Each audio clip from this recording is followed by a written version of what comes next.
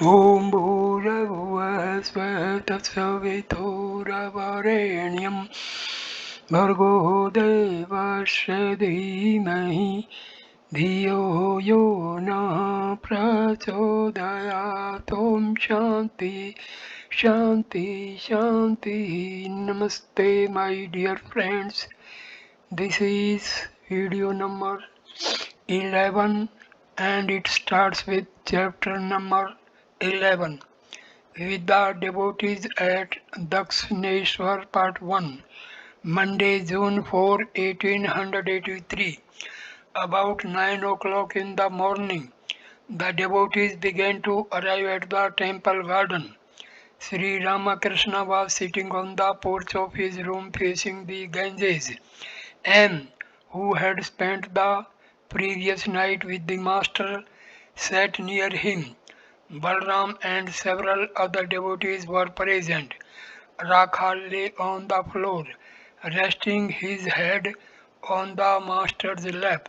For the past few days, the master had been regarding Rakhal as the baby Krishna. Singh Trailoka, passing on his way to the Kali temple, Sri Ramakrishna asked Rakhal to get up. Trailokya bowed to the master. Master to Trailokya, was there no yatra performance last night? Trailokya, no, sir, we could not conveniently arrange it. Master, what is done is done. But please see that this doesn't happen again. The traditions of the temple should be properly observed. Trailoka gave a suitable reply and went on his way.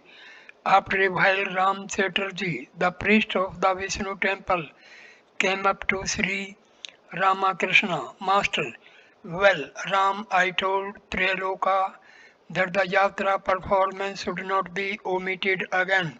Was I right in saying that, Ram? What of it, sir? Of course you were right. The traditions should be observed. The master asked Balram to stay for his midday meal. Before the meal, Sri Ramakrishna described to the devotees the days of his god intoxication. Rakhal M. Ramlal and a few others were present. Master's attitude towards young disciples. Master, now and then Hazra comes forward to teach me. He says to me, why do you think so much about the youngsters? One day, as I was going to Balram's house in a carriage, I felt greatly troubled about it. I said to the Divine Mother, Mother, Hazra admonishes me for worrying about Narendra and the other young boys. He asked me why I forget God and think about these youngsters. No sooner did this thought arise in my mind than the Divine Mother revealed to me in a flash that it is she herself who has become man, but she manifests herself most clearly through a pure soul. At this vision, I went into samadhi. Afterwards, I felt angry with Hajra. I said to myself, that rascal made me miserable. Then I thought, but why should I blame the poor man? How he is to know? He is yearning for Narendra. I know these youngsters to be Narayana himself. At my first meeting with Narendra, I found him completely indifferent to his body. When I touched his chest with my hand, he lost consciousness of the outer world. Regaining consciousness, Narendra said, oh, what have you done to me? I have my father and mother at home. The same thing happened at Jadoo Malik's house. As the days passed, I longed more and more to see him. My heart yearned for him. One day at that time I said to Bholanath, can you tell me why I should feel this way? There is a boy called Narendra of the Kayastha caste. Why should I feel so restless for him? Bholanath said, you will find the explanation in the Mahabharata. On coming down to the plane of ordinary consciousness, a man established in Samadhi enjoys himself in the company of sattvic people. He feels the peace of mind at the sight of such men. When I heard this, my mind was set at ease. Now and then I should sit alone and weep for the sight of Narendra.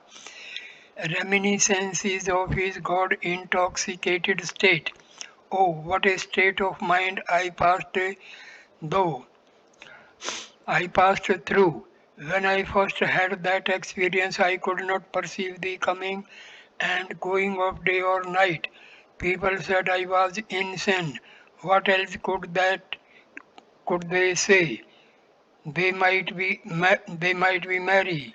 I was then in a state of God intoxication. At first I felt worried about my wife.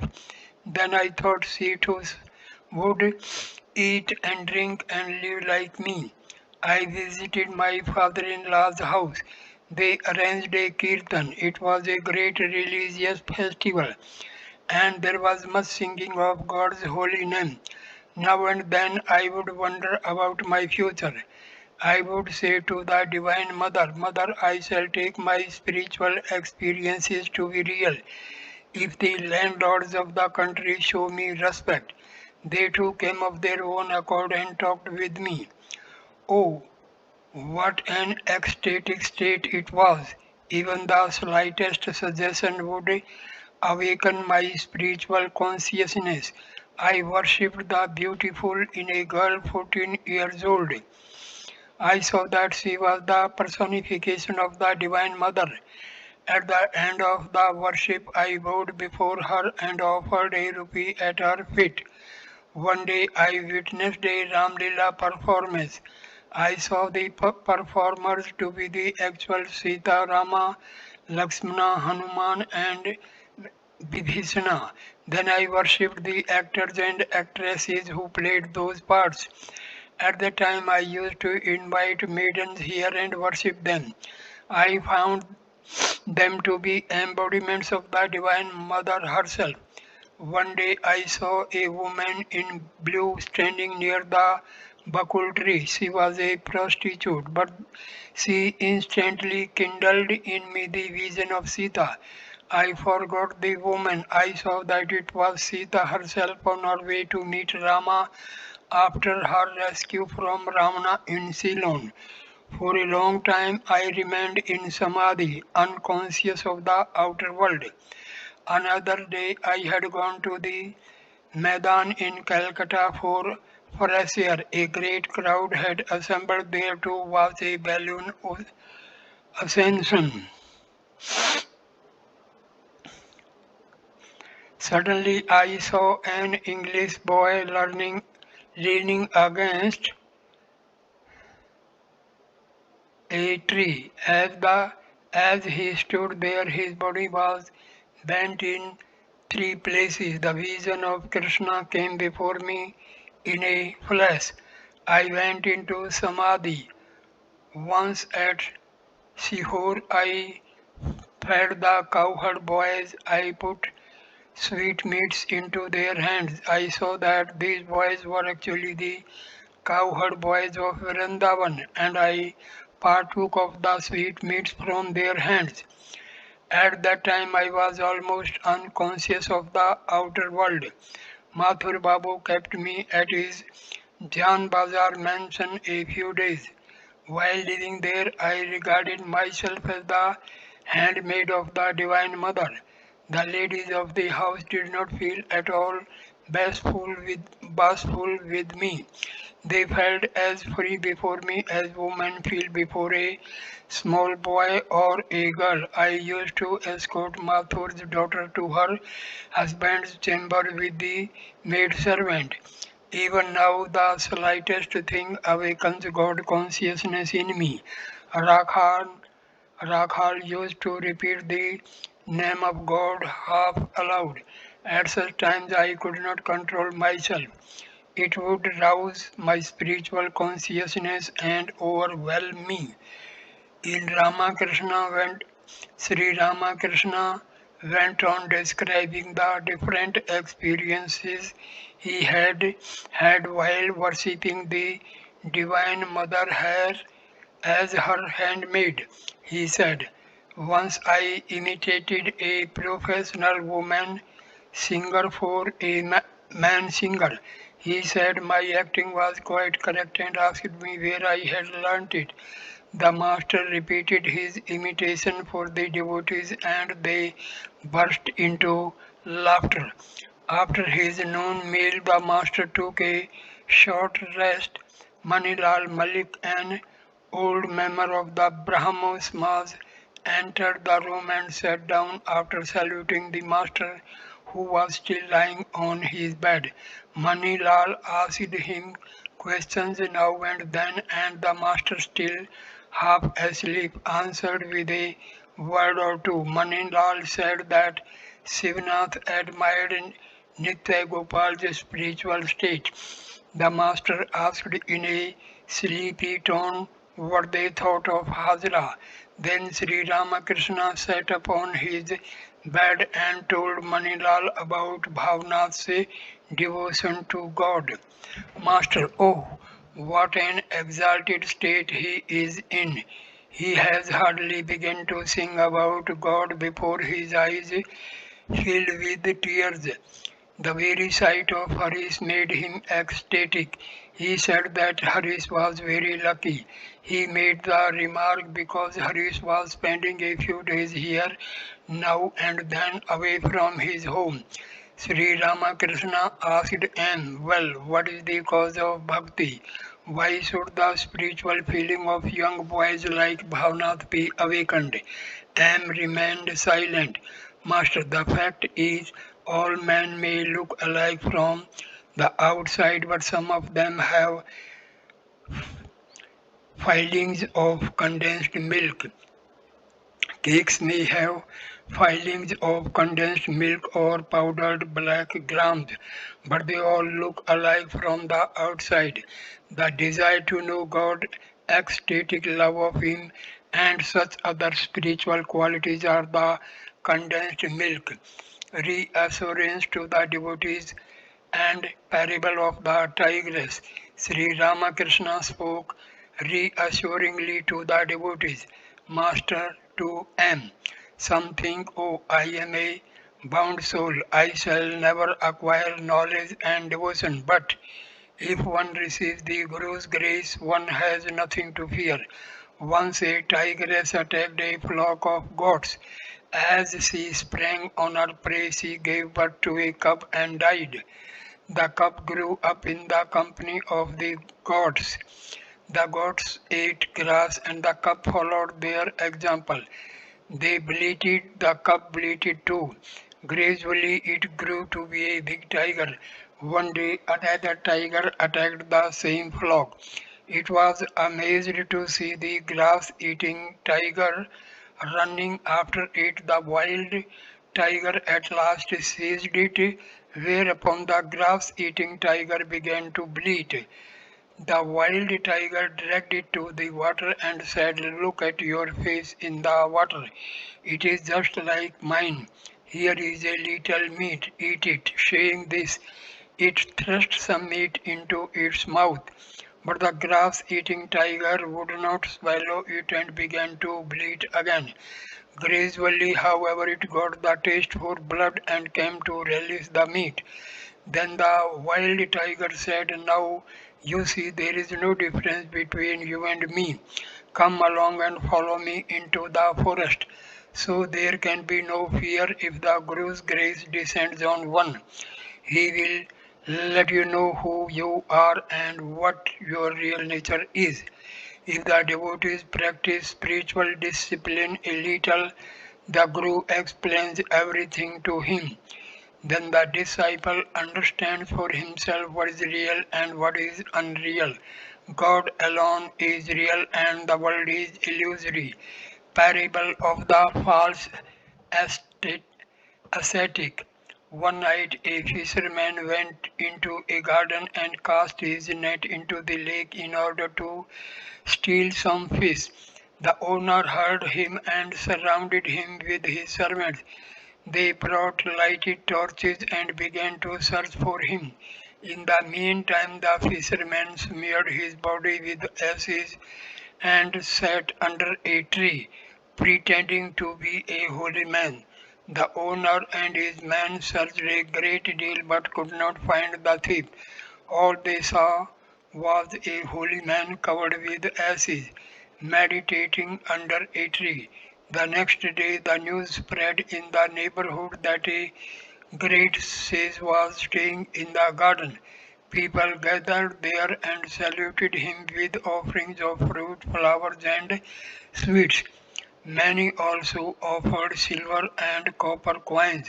How strange, thought the fisherman. I am not a genuine holy man, and still people show such devotion to me. I shall certainly realize God if I become a true sadhu. There is no doubt about it. If a mere pretense of religious life can bring such spiritual awakening, you can imagine the effect of real sadhana.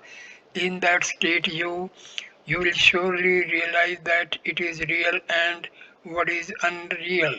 God alone is real and the world is illusory. The world is a dream. One of the devotees said to himself, is the world unreal? Then the fisherman, to be sure, renounced worldly life. What then will happen to those who live in the world? Must they too renounce it? Sri Ramakrishna, who could see into a man's innermost thoughts, said very tenderly, suppose an office clerk has been sent to jail. He undoubtedly leads a prison's life there. But when he is released from jail, does he cut capers in the street? Not at all. He gets a job as a clerk again and goes on working as before. Even after attaining knowledge through the Guru's grace, one can very well live in the world as a Jivan Mukta. Thus did Sri Ramakrishna reassure those who were living as householders. Manilal, sir, where shall I meditate on God when I perform my daily worship? Master, why, the heart is a splendid place. Meditate on God there. Manilal, a member of the Brahmosmas, believed in a formless God. Addressing him, the master said, Kabir used to say, God with form is my mother, the formless God my father. What should I blame? Whom should I blame? Whom should I adore? The two sides of the scales are even. During the daytime, Haldhari used to meditate on God with form and at night on the formless God. Whichever attitude you adopt, you will certainly realize God if you have firm faith. You may believe in God with form or in God without form, but your faith must be sincere and wholehearted. Shambhu Malik used to come on foot from Bagh Bazar to his garden house at Dakshineshwar.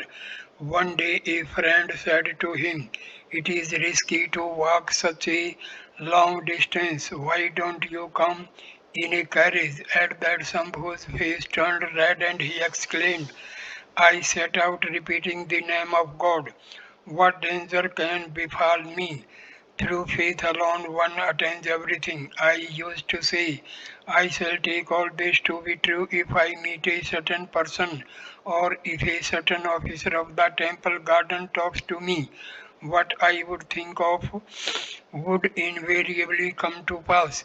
M had studied English logic. In the chapter on fallacies, he had read that only superstitious people believed in the coincidence of morning dreams with actual events. Therefore, he asked the master, was there never any exception? Master, no. At the time everything happened that way.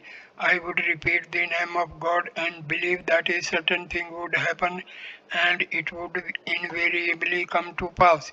To Manilal. But you must remember, unless one is guileless and broad-minded, one cannot have such faith. Bony people the follow I The hollow-eyed, the cross-eyed people with physical traits like those cannot easily acquire faith. What can a man do if there are evil omens on all sides? It was dusk. The maid servant entered the room and burnt incense. Manilal and some other devotees left for Calcutta. Anne and Rakhal were in the room.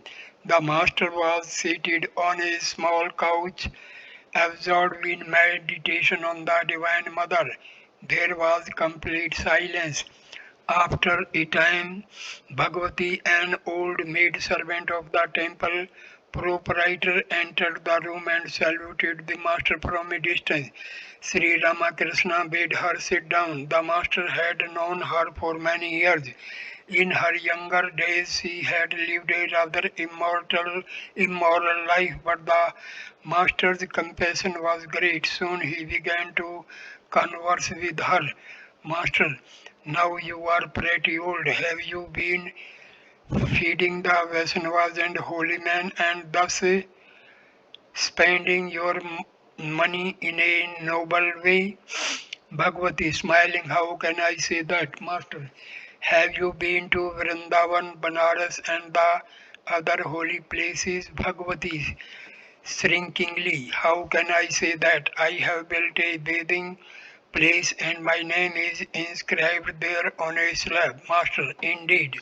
Bhagavati, yes sir, my name Srimati Bhagavati Dasi is written there. Master with a smile, how nice. Emboldened by the master's words, Bhagavati approached and saluted him, touching his feet like a man stung by a scorpion. Sri Ramakrishna stood up and cried out, Govinda, Govinda. A big jar of Ganges water stood in a corner of the room. He hurried there, panting, and washed with the holy water the spot the maid servant had touched.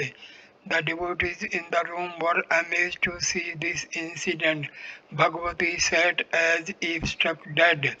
Sri Ramakrishna consoled her and said in a very kindly tone, You should salute me from a distance. In order to relieve her mind of all embarrassment, the master said tenderly, Listen to a few songs. The master then sang about the Divine Mother. The black bee of my mind is drawn in sheer delight to the blue lotus flower of Mother Shama's feet. Then he sang, High in the heaven of the mother's feet, my mind was soaring like a kite when came a gust of singe rough wind that drove it swiftly towards the earth. Again, dwell, O mind, within yourself, enter no other's home. If you but seek there, you will find all you are searching for. God, the true philosopher's stone, who answers every prayer, lies hidden deep within your heart, the richest gem of all. How many pearls and precious stones are scattered all about the outer court that lies before the chamber of your heart. Tuesday, June 5, 1883. Rakhal and Hajra were staying with the master in the temple garden at Dakshineshwar. And too had been there since the previous Sunday. As it was a weekday, there were only a few devotees in the room. Generally, people gathered there in large number on Sundays or holidays. It was afternoon. Sri Ramakrishna was telling the devotees about his experiences during his God intoxicated state. Master to him, Oh, what a state I passed through. At the time I did not eat my meals here. I would enter the house of a Brahmin in the village or at Barangor, Baranagor or at Aryadaha. Generally, it would be past meal time. I would just sit down there without saying a word. If the members of the household asked me why I had come, I would simply say, I want something to eat. Now and then I would go uninvited, of course, to Ram Chatterjee's house at Alam Bazar or to the Chaudhry's at Dakshineswar, but I did not relish the food at the Chaudhry's house. One day I begged Mathu to take me to Devendra Tagore's house. I said, Devendra chants the name of God. I want to see him. Will you take me there? Mathur Babu was a very proud man. How could one expect him to go to another man's house uninvited? At first he hesitated, but then he said, all right, Devendra and I were fellow students. I will take you to him. Another day I learnt of a good man named Dina Mukherjee living at Bagbasa near the bridge. He was a devotee. I asked Mother to take me there. Finding me insistent, he took me to Dina's house in a carriage. It was a small place. The arrival of a rich man in a big carriage embraced the inmates. We too were embraced. That day Dina's son was being invested with the sacred thread. The house was crowded and there was hardly any place for Dina to receive us. We were about to enter a side room where someone cried out, please don't go into that room. There are ladies there. It was really a distressing situation. Returning, Mathur Babu said, Father, I shall never listen to you again. I laughed. Oh, what a state I passed through. Once Kumar Singh gave a feast to the sadhus and invited me too. I found a great many holy men assembled there. When I sat down for the meal, several sadhus asked me about myself. At once I felt like leaving them and sitting alone. I wondered why they should bother about all that. The sadhus took their seats. I began to eat before they had started. I heard several of them remark, oh, what sort of man is this? Parable of the farmer. It was about 5 o'clock in the afternoon. Sri Ramakrishna was sitting on the steps of his veranda. Hajra, Rakhal and M were near him. Hajra had the attitude of a Vedantist. I am he. Master to Hajra, yes, all one's confusion comes to an end if one only realizes that it is God who manifests himself as the atheist and the believer, the good and the bad, the real and the unreal. That is that it is He who is present in the waking and in sleep, and that He is beyond all these. There was a farmer to whom an only son was born when he was rather advanced in age. As the child grew up, his parents became very fond of him.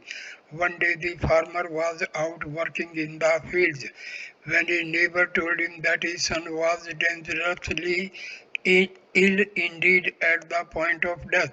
Returning home, he found the boy dead. His wife wept bitterly, but his own eyes remained dry. Sadly, the wife said to her neighbors, such a son has passed away and he has not even one tear to shed. After a long while, the farmer said to his wife, do you know why I am not crying? Last night I dreamed I had become a king and the father of 7 princes. These princes were beautiful as well as virtuous. They grew in stature and acquired wisdom and knowledge in the various arts. Suddenly I woke up. Now I have been wondering whether I should weep for those 7 children or this one boy. To the Gyanis, the waking state is no more real than the dream state. God alone is the doer. Everything happens by His will. Law of karma, Hajra. But it is very difficult to understand that. Take the case of the sadhu of Buka- Bhukelas, how people tortured him and in a way killed him. They had found him in Samadhi. First they breathed him, then they put him under water, and then they branded him with a hot iron. Thus they brought him back to consciousness of the world. But in the end, the sadhu died as a result of these tortures. He undoubtedly suffered at the hands of men, though, as you say, he died by the will of God. Master, man must reap the fruit of his own karma, but as far as the death of that holy man is concerned, it was brought about by the will of God. The Kaviraj prepare Makardhauja in a bottle. The bottle is covered with clay and heated in the fire. The gold inside the bottle melts and combines with the other ingredients and the medicine is made. Then the physicians break the bottle carefully and take out the medicine. When the medicine is made, what difference does it make whether the bottle is preserved or broken? So people think that the holy man was killed, but perhaps his inner stuff had been made. After the realization of God, what difference does it make whether the body lives or dies? Different kinds of samadhi. The sadhu of Bhukalas was in samadhi. There are many kinds of samadhi. My own spiritual experiences tally with the words I heard from a sadhu of Harishikesh. Some, Sometimes I feel the rising of the spiritual current inside me as though it were the creeping of an ant. Sometimes it feels like the movement of a monkey jumping from one branch to another. Again, sometimes it feels like a fish swimming in water. Only he who experiences it knows what it is like. In Samadhi, one forgets the world. When the mind comes down a little, I say to the Divine Mother, Mother, please cure me of this. I want to talk to people. None but the Isvara Kotis can return to the plane of relative consciousness after attaining Samadhi. Some ordinary men attain Samadhi through spiritual discipline, but they do not come back. But when God Himself is born as a man, as an incarnation, holding in His hand the key to others' liberation, then for the welfare of humanity, the incarnation returns from samadhi to consciousness of the world and to himself. Does the master hold in his hand the key to man's liberation? Hazra, the one thing needful is to please God. What does it matter whether an incarnation of God exists or not? It was the day of the new moon. Gradually night descended and dense darkness enveloped the trees and the temples. A few lights shone here and there in the temple garden. The black sky was reflected in the waters of the Ganges. The master went to the veranda south of his room. His spiritual mood was the natural state of his mind. The dark night of the new moon associated with the black complexion of Kali, the Divine Mother, intensified his spiritual exaltation. Now and then he repeated Om and the name of Kali. He lay down on a mat and whispered to M, Master, yes, God can be seen. X has had a vision of God, but don't tell anyone about it. Tell me, which do you like better, God with form or the formless reality? M. Sir, nowadays I like to think of God without form, but I am also beginning to understand that it is God alone who manifests himself through different forms. Master, will you take me in a carriage someday to Mati Seal's garden house at Belghadia? When you throw puffed rice into the lake there, the fish come to the surface and eat it. Ah, I feel so happy to see them spout in the water, sport in the water. that will awaken your spiritual consciousness too. You will feel as if the fish of the human soul were playing in the ocean of Satchitananda. In the same manner, I go into an ecstatic mode when I stand in a big meadow. I feel like a fish released from a bowl into a lake. Spiritual discipline is necessary in order to see God. I had to pass through very severe discipline. How many austerities I practiced under the bale tree. I would lie down under it, crying to the Divine Mother, O Mother, reveal thyself to me. The tears would flow in torrents and soak my body. And you practiced so many austerities, but people expect to realize God in a moment. Can a man build a wall simply by moving his finger around his home? Master with a smile. Amrita says that one man lights a fire and 10 bask in its heat. I want to tell you something else. It is good to remain on the plane of the Leela after reaching the Nitya. And you once said that one comes down to the plane of the Leela in order to enjoy the divine play. Master, no, not exactly that. The Leela is real too. Let me tell you something. Whenever you come here, bring a trifle with you. Perhaps I should not say it. It may look like egotism. I also told Adhar Sen that he should bring a penny worth of something with him. I asked Bhavna to bring a penny worth of a betel leaf. Have you noticed Bhavna's devotion? Narendra and he seem like man and woman. He is devoted to Narendra. Bring Narendra here with you in a carriage and also bring some sweets with you. It will do you good. Paths of love and knowledge. Knowledge and love both are paths leading to God. Those who follow the path of love have to observe a little more outer purity, but the violation of this by a man following the path of knowledge cannot injure him. It is destroyed in the fire of knowledge. Even a banana tree is burnt up when it is thrown into a roaring fire. The Gyanis follow the path of discrimination. Sometimes it happens that discrimination between the real and the unreal.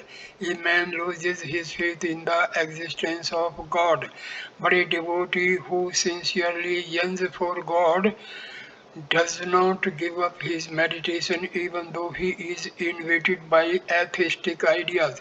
A man whose father and grandfather have been farmers continues his farming even though he does not get any crop in a year of drought. Lying on the mat and resting his head on a pillow, Sri Ramakrishna continued the conversation. He said to M, my legs are aching. Please stroke them gently. Thus, out of his infinite compassion, the Master allowed his disciple to render him personal service. June 8, 1883, it was a summer day. The evening service in the Kali temple was over. Sri Ramakrishna stood before the image of the Divine Mother and waved the fan a few minutes. Ram Kedar Chatterjee and Tarak arrived from Calcutta with flowers and sweets. Kedar was about 50 years old. At first, he had frequented the Brahmo Samaj and joined other religious sects in his search for God, but later on he had accepted the Master as his spiritual guide. He was an accountant in a government office and lived in a suburb of Calcutta. Tarak was a young man of 24. His wife had died shortly after their marriage.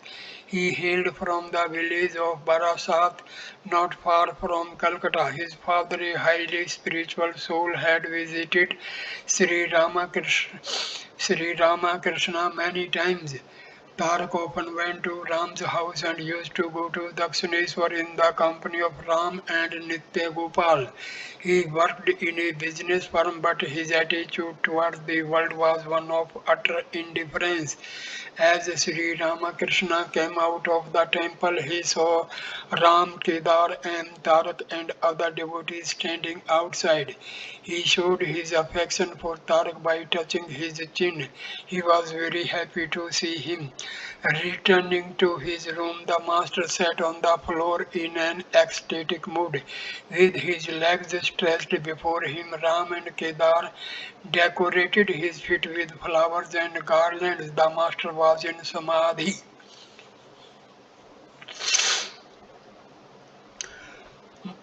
Master's exhortation to a devotee to go forward. Kedar believed in certain queer practices of a religious sect to which he had once belonged. He held the master's big toe in his hand, believing that in this way the master's spiritual power would be transferred to him. As Sri Ramakrishna regained partial consciousness, he said, Mother, what can he do to me by holding my toe? Kedar sat humbly with folded hands, still in an ecstatic mood. The master said to Kedar, your mind is still attracted by woman and gold. What is the use of saying you don't care for it? Go forward. Beyond the forest of sandalwood, there are many more things, mines of silver, gold, diamonds, and other precious stones. Having a glimpse of spirituality, don't think you have attained everything. The master was again in an ecstatic mood. He said to the Divine Mother, Mother, take him away. At these words, Kedar's throat dried up. In a frightened tone, he said to Ram, what is the master saying? At the sight of Rakhal, Sri Ramakrishna was again overpowered with a spiritual mood. He said to his beloved disciple, I have been here many days. When did you come? Was the master hinting that he was an incarnation of God and Rakhal, his divine companion, a member of the inner circle of devotees? Sunday, June 10, 1883. The master was sitting in his room with Rakhal, M. Latu, Kishori, Ramlal, Hajra, and other devotees. It was about 10 o'clock in the morning. Reminiscences of boyhood. Describing his early life, Sri Ramakrishna said to them, during my younger days, the men and women of Kamarpukur were equally fond of me. They loved to hear me sing. I could imitate other people's gestures and conversation, and I used to entertain them that way. The women would put aside things for me to eat. No one distrusted me. Everybody took me in as of the one of the family, but I was like a happy pigeon. I used to frequent only happy families. I would run away from a place where I saw misery and suffering. One or two young boys of the village were my close friends. I was very intimate with some of them, but now they are totally immersed in worldliness. A few of them visit me here now and then and say, goodness, he seems to be just the same as he was in the village school. While I was at school, arithmetic would throw me into confusion, but I could paint very well and could also model small images of the deities. I loved to visit the free eating place maintained for holy men and the poor and would watch them for hours. I loved to hear the reading of sacred books such as the Ramayana and Bhagavata. If the readers had any affectations, I could easily imitate them and would entertain others with my mimicry. I understood the behavior of women very well and imitated their words and intonations. I could easily recognize immoral Immoral women, immoral widows part their hair in the middle and perform their toilet with great care. They have very little modesty.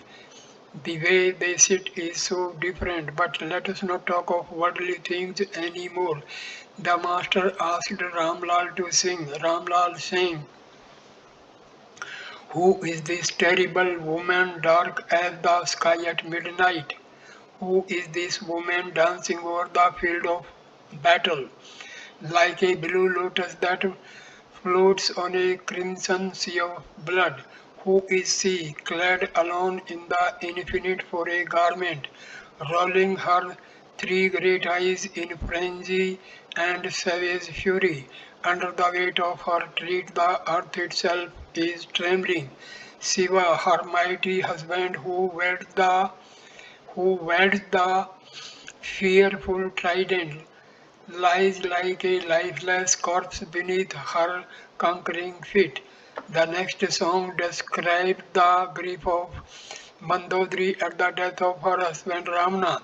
As he listened to it, the master shed tears of sorrow and said, "Once when I entered the pine grove over there, I heard the boatmen on the Ganges singing that song and wept bitterly for a long time.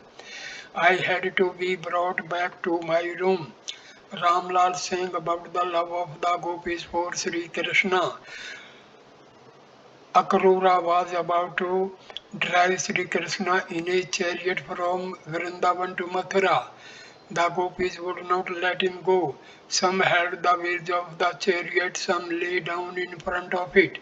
They blamed Akrura, not knowing that Sri Krishna was leaving them of his own will.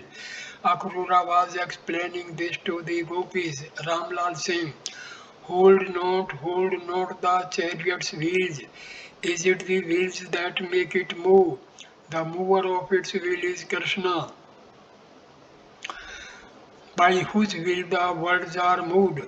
About the gopis, the master said, "What deep love, what ecstatic devotion they had for Krishna."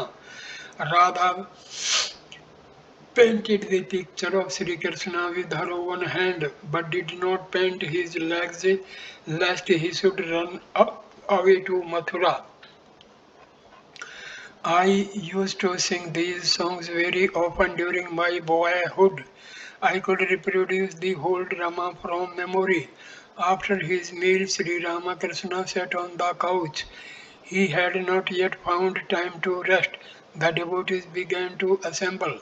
One party arrived from Manirampur and another from Belgharia.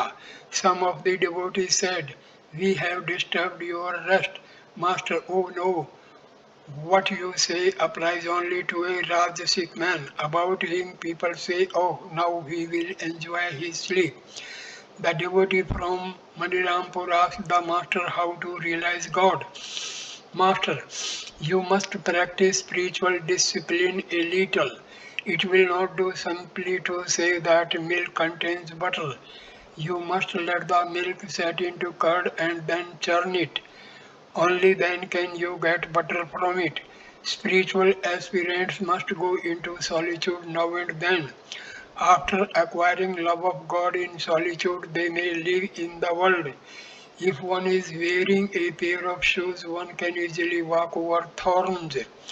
The most important thing is faith. As is a man's meditation, so is his feeling of love. As is a man's feeling of love, so is his gain. And faith is the foot of all. If one has faith, one has nothing to fear." A devotee, "Sir, is it necessary to have a guru?" "Master, yes, many need a guru, but a man must have faith in the guru's words. He succeeds in spiritual life by looking on his guru as God himself. Therefore the Vaishnavas speak of Guru, Krishna and Vaishnava. One should constantly repeat the name of God. The name of God is highly effective in the Kali Yuga. The practice of yoga is not possible in this age, for the life of a man depends on food. Clap your hands while repeating God's name and the birds of your sin will fly away. One should always seek the company of holy men. The nearer you approach the Ganges, the cooler the breeze will feel. Again, the nearer you go to a fire, the hotter the air will feel. But one cannot achieve anything through laziness and procrastination. People who desire worldly enjoyment say about spiritual progress. Well, it will all happen in time. We shall realize God sometime or other. I said to Keshav Sen, when a father sees that his son has become restless for his inheritance, he gives him his share of the property even 3 years before the legal time. A mother keeps on cooking while the baby is in bed sucking its toy. But when it throws the toy away and cries for her, she puts down the rice pot and takes the baby in her arms and nurses it. I said, all Vishnu Kesab.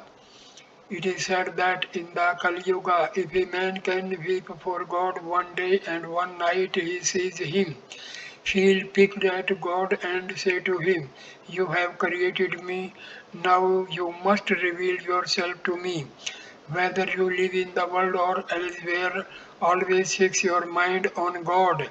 The mind soaked in worldliness may be compared to a wet matchstick.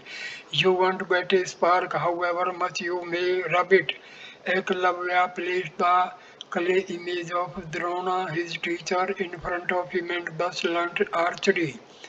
Go forward. The woodcutter, following the instructions of the holy man, went forward and found in the forest sandalwood and mines of silver and gold. And going still farther, he found diamonds and other precious stones. The ignorant, like people living in a house with clay walls, there is very little light inside and they cannot see outside at all. But those who enter the world after attaining the knowledge of God are like people living in a house made of glass. For them, both inside and outside are light. They can see things outside as well as inside. Nothing exists except the One. That One is the Supreme Brahma. So long as He keeps the I in us, He reveals to us that it is He who, as the primal energy, creates, preserves, and destroys the universe. That which is Brahma is also the primal energy. Once a king asked a yogi to impart knowledge to him in one word. The yogi said, all right, you will get knowledge in one word. After a while, a magician came to the king. The king saw the magician moving two of his fingers rapidly and heard him exclaim, behold, O king! Behold, the king looked at him amazed when, after a few minutes, he saw the two fingers becoming one. The magician moved that one finger rapidly and said, behold, O king, behold. The implication of the story is that Brahma and the primal energy at first appear to be two, but after attaining the knowledge of Brahma, one does not see the two. Then there is no differentiation, it is one without a second, Advaita non-duality. The master was very happy to see a musician who had come with the devotees from Belgharia. Some time before, Sri Ramakrishna had gone into an ecstatic mood on hearing his devotional music. At the master's request, the musician sang a few songs, one of which described the awakening of the Kundalini and the six centers. Awake, mother, awake! How long thou hast been asleep in the lotus of the Muladhara. Fulfill thy sacred function, mother, rise to the thousand-petaled lotus within the head, where mighty Shiva has his dwelling. Swiftly kiss the six lotuses and take away my grief, O essence of consciousness. Master, the song speaks of the Kundalinis passing through the six centers. God is both within and without. From within he creates the various states of mind. After passing through the six centers, the Jiva goes beyond the realm of Maya and becomes united with the Supreme Soul. This is the vision of God.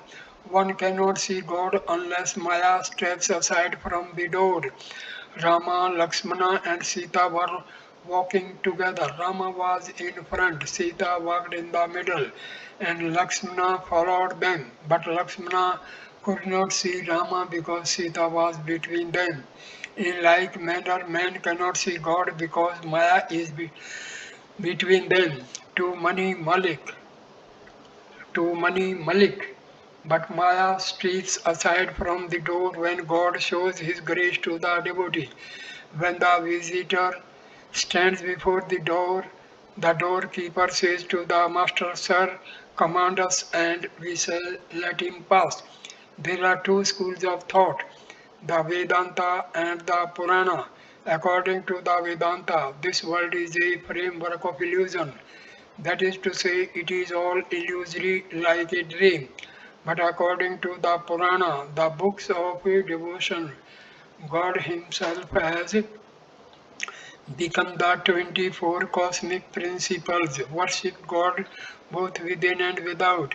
As long as God keeps the awareness of I in us, so long do sense objects exist, and we cannot very well speak of the world as a dream. There is fire in the hearth, therefore the rice and pulses and potatoes and the other vegetables jump about it in the pot. They jump about as if to say, We are here, we are jumping. This body is the pot. The mind and intelligence are the water. The objects of the senses are the rice, potatoes, and other vegetables. The I consciousness identified with the senses says, I am jumping about, and Satyachit Ananda is the fire. Hence the Bhakti scriptures describe this very word as a mention of mirth. Ram Prasad sang in one of his songs, This world is a framework of illusion. Another devotee gave the reply, This very world is a mansion of mirth. As the saying goes, the devotees of Kali free while living is full of eternal bliss. The Bhakta says that he who is God has also become Maya.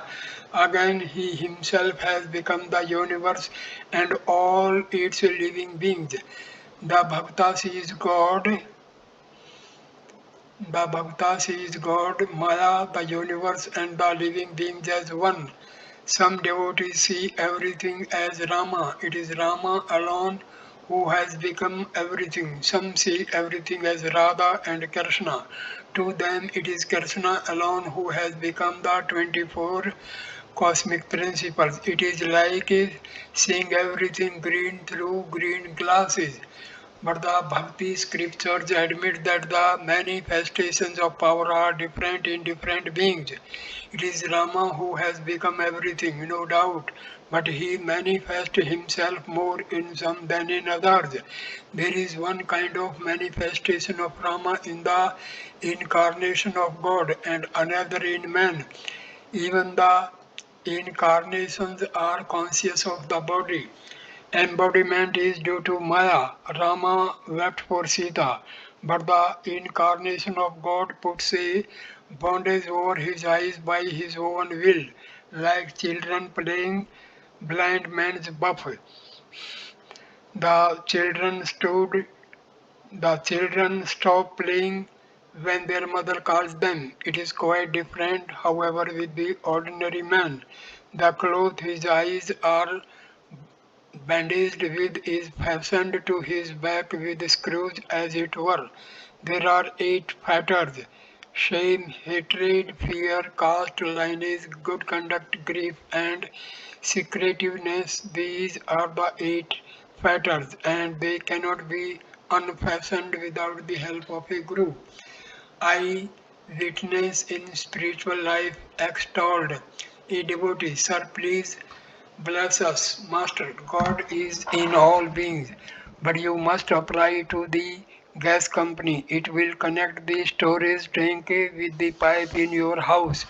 one must pray earnestly. It is said that one can realize God by directing to him the combined intensity of three attractions, namely the child's attraction for the mother, the husband's attraction for the chaste wife, and the attraction of worldly possessions for the worldly man. Traits of a true devotee. There are certain signs by which you can know a true devotee of God. His mind becomes quiet as he listens to his teacher's instruction, just as the poisonous snake is quieted by the music of the charmer. I do not mean the cobra. There is another sign.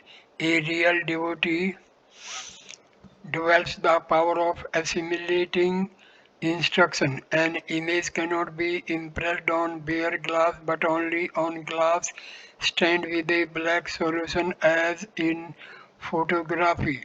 The black solution is devotion to God. There is a third sign of a true devotee. The true devotee has controlled his senses. He has subdued his lust. The gopis were free from lust. You are talking about your leading a householder's life. Suppose you are a householder. It rather helps in the practice of spiritual discipline. It is like fighting from inside a fort. The tantrics sometimes use a corpse in their religious rites. Now and then the dead body frightens them by opening its mouth. That is why they keep fried rice and gram near them, and from time to time they throw some of the grains into the corpse's mouth, thus pacifying the corpse. They repeat the name of the deity without any worry. Likewise, the householder should pacify his wife and the other members of his family.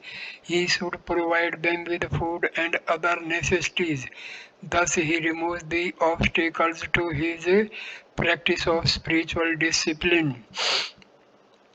Those who still have a few worldly experiences to enjoy should lead a householder's life and pray to God. That's why Nityananda allowed the worldly to enjoy catfish soup and the warm embrace of a young woman while repeating God's name. But it is quite different with genuine sannyasis. If he lights on flowers and on nothing else. To the Chatak, all water except rain is tasteless. It will drink no other water but looks up agape for the rain that falls when the star Swati is in the ascendant. It drinks only that water. A real sannyasi will not enjoy any kind of bliss except the bliss of God. The bee lights only on flowers. The real monk is like a bee, whereas the householder devotee is like a common fly, which lights on festering sore as well as on a sweet meat. You have taken so much trouble to come here. You must be seeking God. But almost everyone is satisfied simply by seeing the garden. Only one or two look for its owner. People enjoy the beauty of the world, they do not seek its owner. Pointing to the singer, a little while ago, he sang a song describing the six centers. These are dealt with in yoga. There are two kinds of yoga, Hatha yoga and Raj yoga. The Hatha yogi practices physical exercises. His goal is to acquire supernatural powers, longevity, and eight psychic powers. These are his aims. But the aim of Raj Yoga is the attainment of devotion, ecstatic love, knowledge, and renunciation. Of these two, Raj Yoga is the better. Seven planes of the Vedas. There is much similarity between the seven planes described in the Vedanta and six centers of yoga. The first three planes of the Vedas may be compared to the first three yogic centers, namely Mooladhara, Svadhisthana, and Manipura. With ordinary people, the mind dwells in these three planes at the organs of evacuation and generation, and at the navel. When the mind ascends to the fourth plane, the center designated in yoga as anahata, it sees the individual soul as a flame. Besides, it sees light. At this, the aspirant cries, "Oh, what is this? Oh, what is this?" When the mind rises to the fifth plane, the aspirant wants to hear only about God. This is the Visuddha centers of yoga. The sixth plane and the center known by the yogi as ajna are one and the same. When the mind rises there, the aspirant sees God, but still there is a barrier between God and the devotee. It is like the barrier of glass in a lantern which keeps one from touching the light. King Janaka used to give instruction about Brahmajnana from the fifth plane. Sometime he dwelt on the fifth plane and sometime on the sixth. After passing the sixth center, the aspirant arrives at the seventh plane. Reaching it, the mind merges in Brahma. The individual soul and the supreme soul becomes one. The aspirant goes into samadhi. His consciousness of the body disappears. He loses the knowledge of the outer world. He does not see the manifold any more. His reasoning comes to a stop. Trelanga Swami once said that because a man reasons, he is conscious of multiplicity of variety.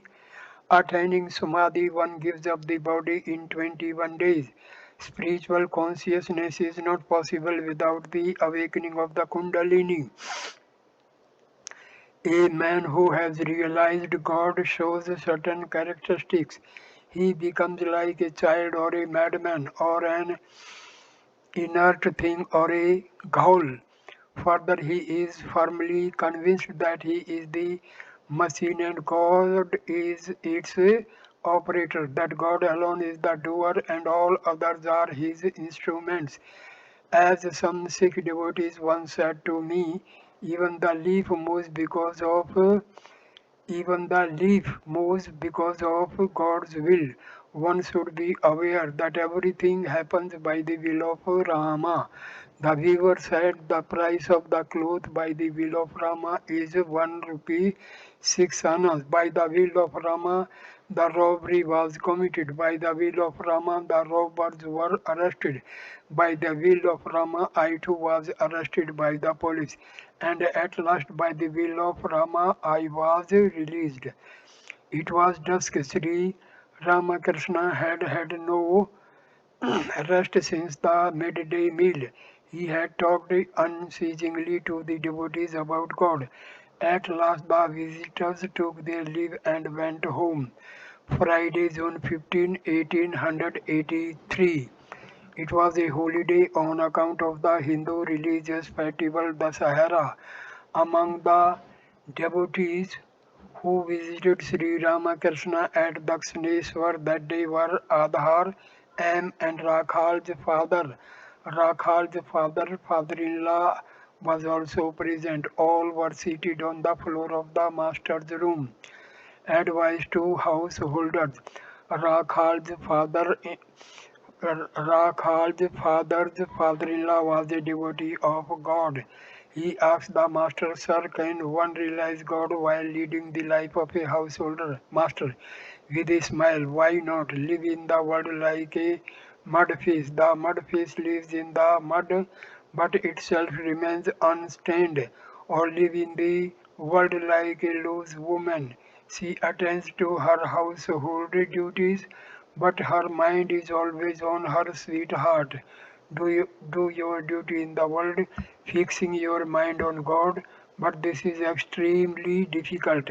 I said to the members of the Brahmos Mass, "Suppose a typhoid patient is kept in a room where there are jars of pickles and pitchers of water. How can you expect the patient to recover? The very thought of spiced pickle brings water to one's mouth. To a man, woman is like that pickle. The craving for worldly typhoid patient says, I shall drink a whole pitcher of water. The situation is very difficult. There is so much confusion in the world. If you go this way, you are threatened with a shovel. If you go that way, you are threatened with a broomstick. Again in another direction, you are threatened with a shoe beating. Besides, one cannot think of God unless one lives in solitude. The goldsmith melts gold to make ornaments, but how can he do his work well if he is disturbed again and again? Suppose you are separating rice from bits of husk. You must do it all by yourself. Every now and then you have to take to the rice in your hand to see how clean it is. But how can you do your work well if you are called away again and again? A devotee, what then is the way, sir? Master, there is a way. One succeeds if one develops a strong spirit of renunciation. Give up at once with determination what you know to be unreal. Once, when I was seriously ill, I was taken to the physician Ganga Prasad Sen. He said to me, I shall give you a medicine, but you must not drink any water.